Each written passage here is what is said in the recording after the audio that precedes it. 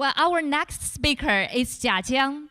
Jiang is a very well-known speaker and author who has helped many people turn rejection into opportunity. Today's theme is the power of rejection. Please join me in welcoming Jiang to the stage.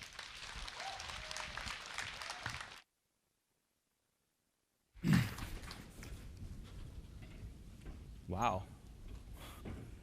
All right. So Sridhar talked about how to be an effective manager. And Denise talked about how to ace your career. And I'm going to talk about rejection. So what a downer. How many of you like rejection? Raise your hand. Oh, we got one guy. Weirdo. All right. But let's start with a lighter note. How about gifts? How many of you like gifts? Raise your hand. Almost all of you. Good. If you don't like your gifts, you can give them to me all the time. That's fine. I love gifts, but I didn't like gifts growing up. Why? Because when I was 6-year-old, one day my teacher came up with this really brilliant idea. Brilliant. That she wanted us to not only get holiday gifts, but also learn the virtue of complimenting each other at the same time. So in my classroom, there were like 40 people, and she had all of us come to the front. She said, why don't you say nice things about each other? If you hear your name called, you can go pick up a gift and sit down. And she bought all of us gifts and put them in the corner. And I was like, wow, that's a great idea. Every time I heard someone else's name was called, maybe it's a good student, maybe someone can sing really well, I'll be like, yay, when it's my turn. Then there were 20 people left, and 10 people left. And at the end, there were 3 left. And I was one of them. That's where the compliments stopped. At that moment, I didn't want gifts anymore. I didn't want compliments anymore. I just want to sit down. I didn't know why people wouldn't say nice things about me. I thought I was cool. I thought I was popular. Then I saw who was standing next to me. I knew otherwise because I hated those 2 kids. My teacher was freaking out. She was like, oh my God, will anyone say anything nice about these people? Please? No? Okay, why don't you just go pick up a gift and sit down? You guys behave better next year so someone will say something nice about you. As I'm describing this, it's like it happened to me yesterday, right? Ever since that day, I would just die not to be in that situation again, getting rejected, especially in public. But people grow up. That was when I was 6. And fast forward 8 years, this guy came to my hometown to speak. I'm from Beijing. And you know who he is? Bill Gates, that's right. So he came to China to promote Windows 95. And I heard him speak. I love that guy. I loved everything about him. And I just want to be like him. So that night, I wrote a letter to my family telling them, hey, don't worry about your son now. I got my life figured out. By age 25, I will build the biggest company in the world. And I will buy Microsoft from Bill Gates. I loved everything about him, including the idea of dominating the world. By the way, I have no idea why this picture's in black and white. It's only 20 years ago. This looks like World War II picture. Speaking of the letter, my family kept the letter for me all these years, and they sent it to me when I was 30. And they were like, have you done this? So here's what the letter looked like. Some of you, maybe most of you can read this, so I get embarrassed when people can read my letters. And this is really bad handwritten letter. For those of you who can't read it, I did highlight some keywords for you. So that was when I was 14. And then fast forward another, let me get back so you can read this. so fast forward another 16 years. One day I woke up, I was 30. Nope, I didn't build the biggest company in the world. I didn't even start. And looking back, like what happened? And I did pretty well.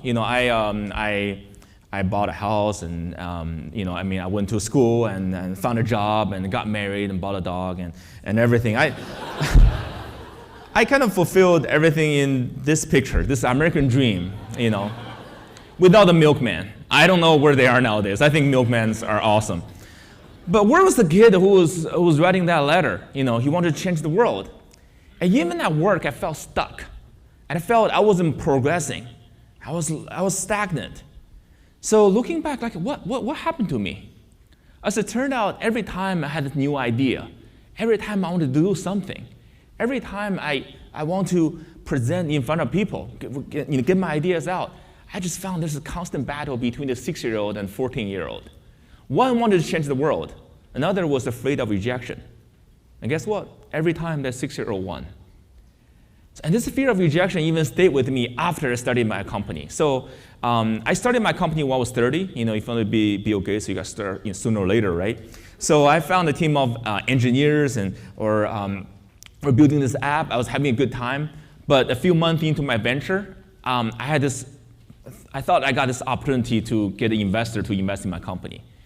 I really wanted that investment. I thought there's no way I wouldn't get it. No way. I even dreamed about this 5 different times. It's the same dream over and over again. It sucked. But then there's a dream, there's reality. One day, and I got this email from the investor. It's a one-liner. It said, nope, we're not going to do this.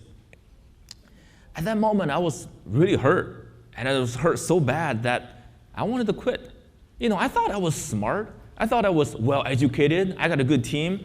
I was prepared for this, but when the rejection came, it really, really hurt. And at that moment, it was like the 6-year-old was standing on my shoulders again. It was like, he was like, who do you think you are? You want to be an entrepreneur? That's for the geniuses, like Bill Gates and Steve Jobs. You're just a wannabe. Then it just dawned on me, okay, would Bill Gates wanting to give up after the rejection like that? Would anyone successful at anything wanting to give up after rejection like that? No way. So I can build a better team and find a better product, but I gotta be a better person. I have to solve that rejection problem. I gotta put that 6-year-old back to his place so he wouldn't talk to me again over and over again. So what did I do? I searched online. Google's my friend. So I searched, how do I overcome my fear of rejection?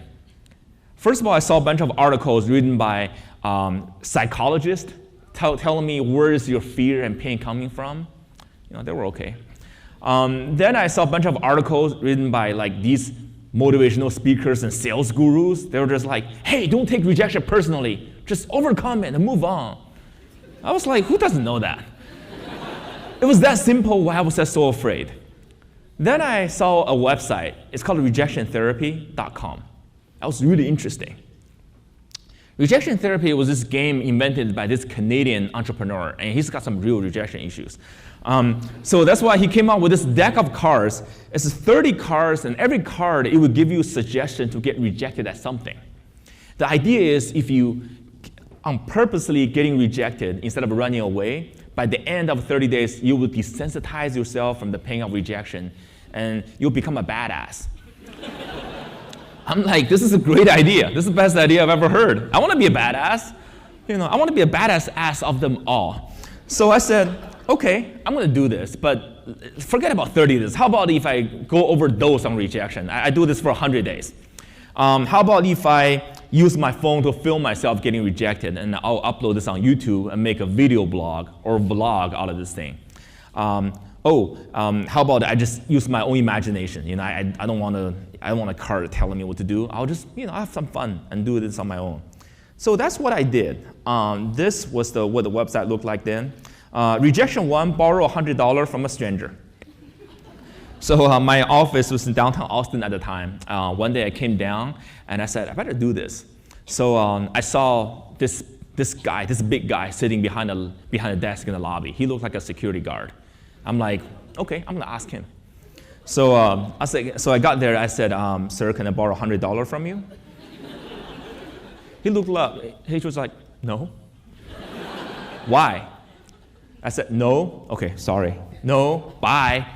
I turned around, just ran as fast as I could. I was so embarrassed. But the thing about doing a video blog is you have to experience everything twice. That night I had to upload my video to YouTube, and I was like this sports scout. I was looking at my film frame by frame to see what happened. First of all, I saw myself. I was so scared. My face was pale. I looked like the kid from the movie Sixth Sense. I saw dead people. And then I saw this guy. He was the big guy, but he wasn't like menacing figure. He didn't have a club or pepper spray. He didn't cuss me out. All he did was to say, nope. He asked me why. In fact, he was inviting me to explain myself. At that moment, I could have said many things. I could have said, well, I'm trying to overcome my fear of rejection. Or I could have said, I'm trying to have fun. Or I could have said, If you can do 100, can you do 50? 25, $5. You can do $5, can you? I could have said all these. What did I say? I said just 4 words. No, sorry, no, bye. I'm like, wow, this is like a microcosm of my whole life. Every time I get the slightest rejection, because I was so scared, I would just run away. So I said, tomorrow, no matter what happened, I'm not gonna run.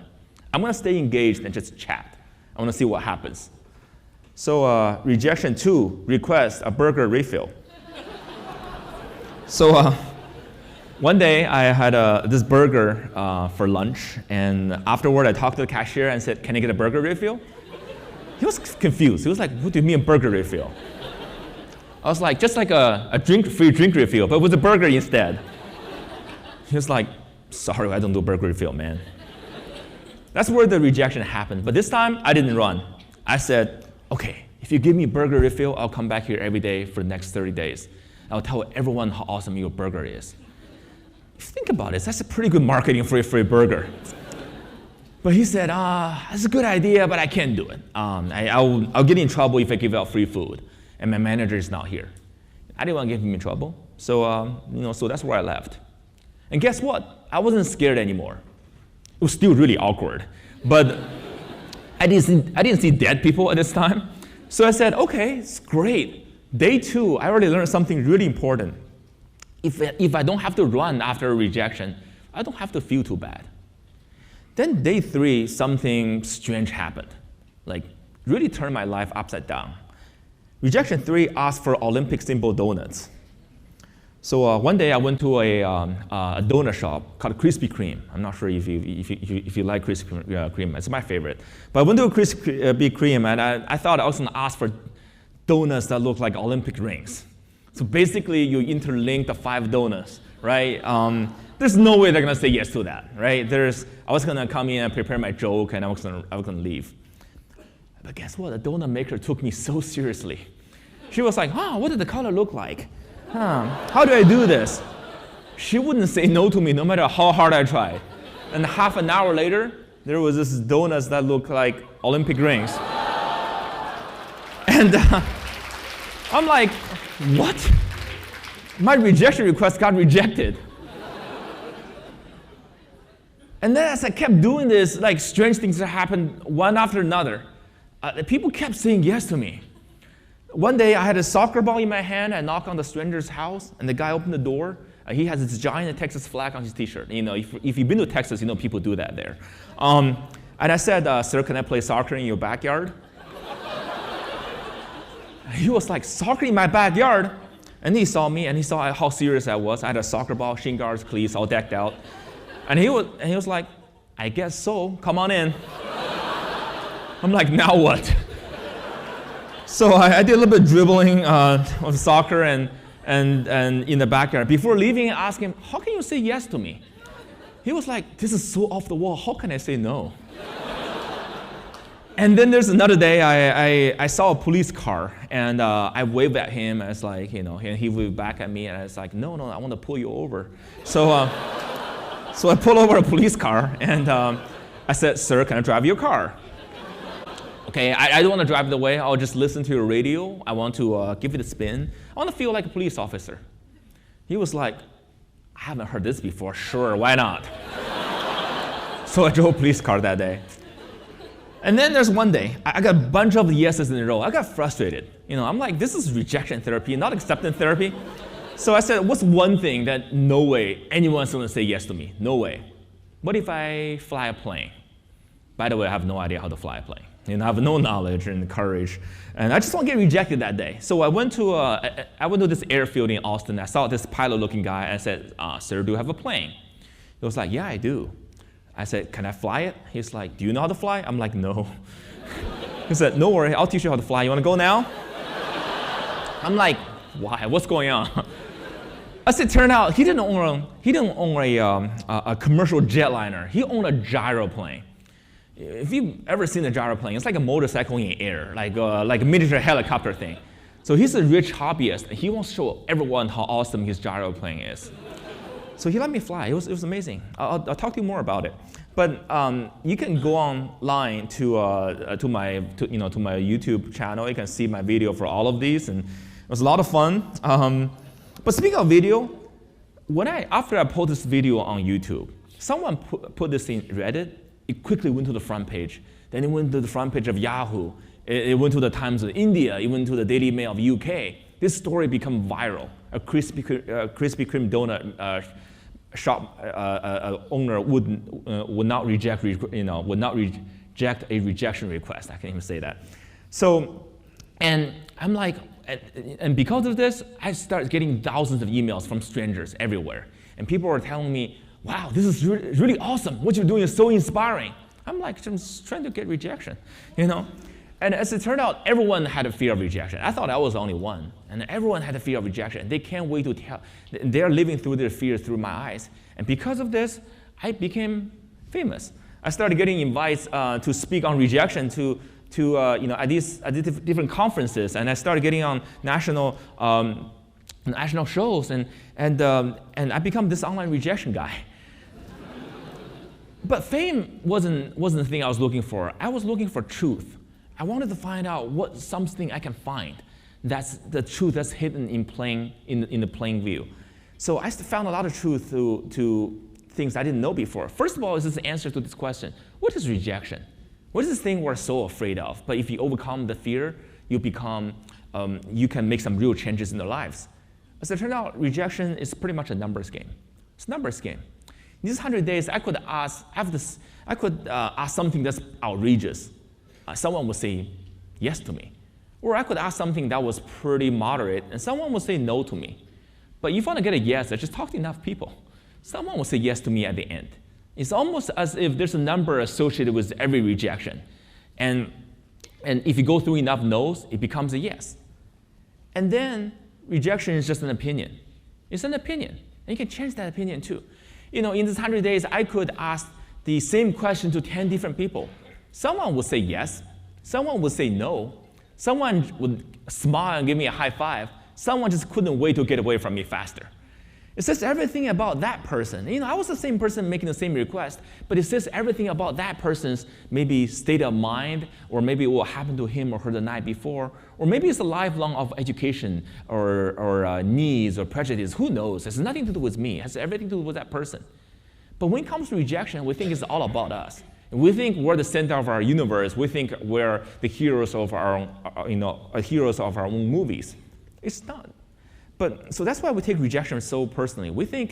That's why we think every rejection is like an indictment of who we are, and every acceptance felt like a confirmation of merit.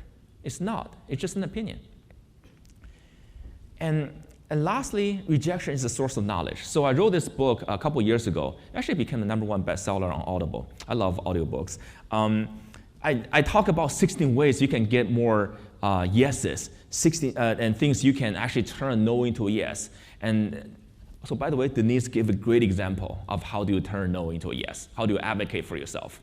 But also, I learned how do you say no to people. That's something we're really bad at, right? Because we're afraid of our rejection getting rejected.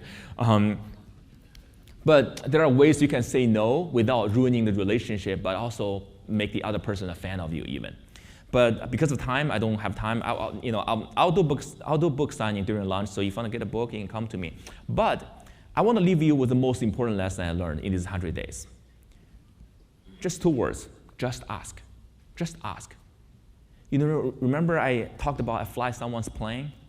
That was the best flying experience in my life. When I think about flying, I think about going to the airports a couple hours early, taking my belts and my shoes and make sure my pants don't drop, and I walk through that bone scanner that's going to give me cancer someday for sure. That's my flying experience. But that day, I had none of that. I flew like a bird. It was amazing. For a minute, I was only a couple feet above the cornfield. I felt like I was this seagull looking for fish. And the next minute, I was like 1,000 feet in the air, and there was a cloud around me. And I felt I was this eagle. And it's amazing. But all this time, I just kept asking myself the same question over and over again. Wow, what if I didn't ask? I would not have this great flying experience. What if we don't ask for things in lives? Maybe companies might not be built or create prematurely. Maybe careers might not be advanced. Maybe schools, your dream schools you might not get into. Maybe love stories might be lost. And then, so you might be asking me, what's now? What are you doing now? Well, I'm doing startups again. So maybe you have read these books, one of these books that maybe change you. And in China, they call this kind of books chicken soup. I know this industry really well because it's very influential. Maybe you read some of these books. If you haven't, you should read my book. So these books a lot of these books had profound impact on me. But this industry it's been there for a long time. It's old. It's stagnant, right? It's really driven by personality. You might make an impact, but there's no way to measure yourself. But there's a revolution going on, and maybe you have seen these apps. Lumosity and Headspace and Calm. These are the new age self-help apps that help you to measure yourself, help you to improve yourself using technology. And it's growing so fast. This is in the past 5 years, these companies grow leaps and bounds, and all of them together, they have a cap of over $1 million. It's one of the fastest things that's growing out there. So, but none of this, all they're talking about is brain training, but also meditation. But no one talks about how to overcome your fear. What if you want to apply for your dream school, then you got rejected? What if you want to advance your career? You want to advocate for your team? What do you do? That's why I'm doing the startup again. I want to build an app that would help people overcome their fear of rejection. I want to build a world where we're not afraid of rejections anymore. I want to see how many lives will be changed, how many businesses will be built, how many love stories will be written. So I'm inviting you to join me in this tribe. By the way, if you want to, even beta test my app, text me your email. I will send you an invite. But more importantly, a lot of your engineers, a lot of your designers, and a lot of you are product managers. I need all of you. So if you have ideas to contribute, come talk to me afterward and join me. But more importantly, the app or not, I want to help you. And the next time you want something, you want to make an important change in your life, you want to ask for something that you feel or you're afraid of rejection, remember these stories. It's going to help you. And if you're still afraid, just buy yourself a donut. It always helps. So thank you. Thank you for hearing my talk.